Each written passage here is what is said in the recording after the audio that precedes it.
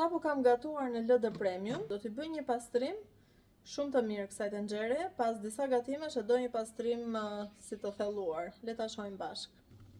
Duhet ta shikoni videon deri në fund për ta parë një sekret të kësaj tenxhereje. Fillimisht do të heqim kapakun dhe do ta çmontojmë komplet. Pra çdo valvul, gjithë guarnicionin, valvulën e sipërme, valvulën e poshtme, të gjitha. Do ta spërkasim sfungjerin me detergjent, uthull molle dhe sodë buke dhe do ta shplajmë mirë nga brenda nga jashtë dhe do ta lëmë rreth 30 minuta në këtë lloj përbërjeje që të pastrohen, të ikë çdo lloj arome dhe yndyrna, gjithçka tjetër të dezinfektohet pra. Pasi e kemi lar kapakun komplet edhe nga lar dhe vendin ku rri valvula, pra të heqim çdo lloj yndyrne të saj, do ta lëm aty.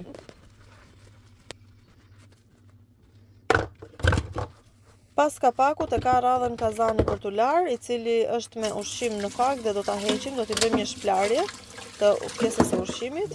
Pastaj do t'i japim një sfungjer shumë të lehtë për të hequr edhe një herë përbërjen që ka mbetur dhe më pas do të hedhim një soj, pak fare ujë, do të hedhim uthull molle dhe sodë buke dhe këto do ta bëjnë që të ikin të gjitha kriprat, njollat, shenjat që mund të ketë lënë ujë apo ushqimet apo yndyrna në enën e inoksit.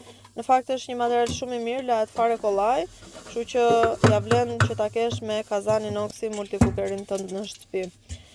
Do ta lajmë dhe çdo pjesë që kemi lar duhet ta lëmë të kullojë 100% që ta vendosim në kazan. Nuk rekomandohet të vihen të lagura. Një pjesë tjetër është ky kanali që do të pastroj. Me fundin e një luke do t'i vendosim një pecet e cila është po me pak detergjent, do të bëhet xiz dhe pjesa e jashtme komplet me pecet.